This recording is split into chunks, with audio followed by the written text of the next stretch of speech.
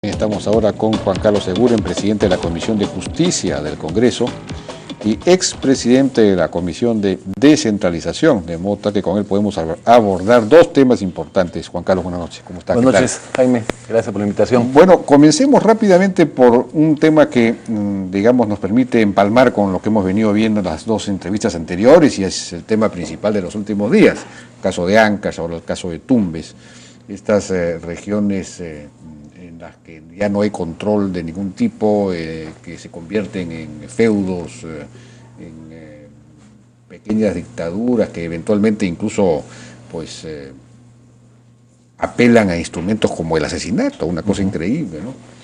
Y que en las cuales hay mucha corrupción, en fin, son pequeños botines pues presupuestales a los cuales hay miles de candidatos que quieren llegar.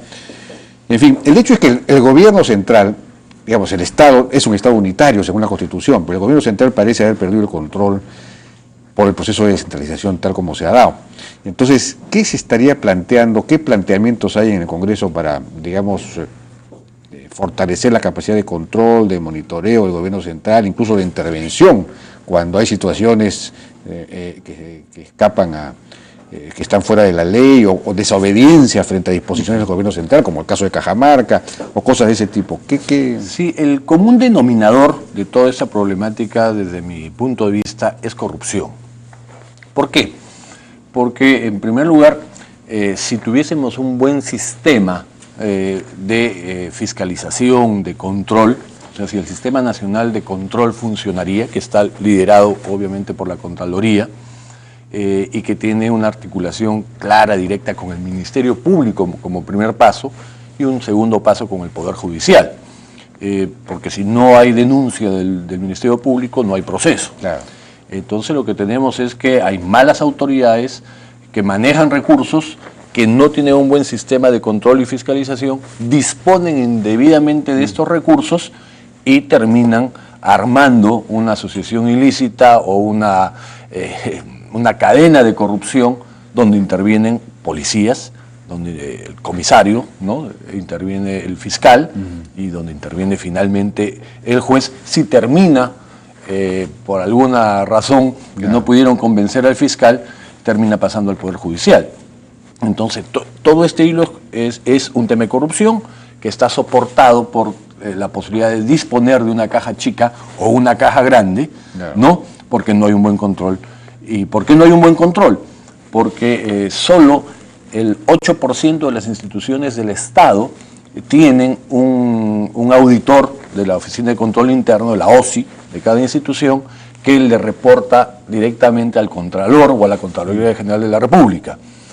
La inmensa mayoría de auditores en municipios y muchos gobiernos regionales son contratados por la propia autoridad.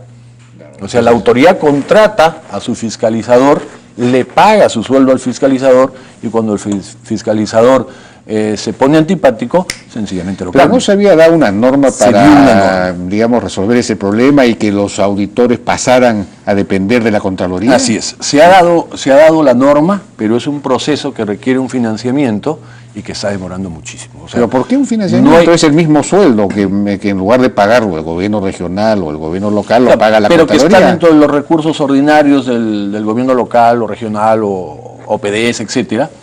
Pero en ese tema la norma está dada, se ha avanzado, pero falta muchísimo por avanzar. ¿Y cuál es el tema ahí? Como en tantos otros temas, decisión política. Decisión política del gobierno nacional, quien tiene que entender que ese es uno de los principales problemas. Mientras no controlemos bien la corrupción en los gobiernos locales o regionales, las malas autoridades van a tener dinero para corromper el comisario, el fiscal y finalmente el juez.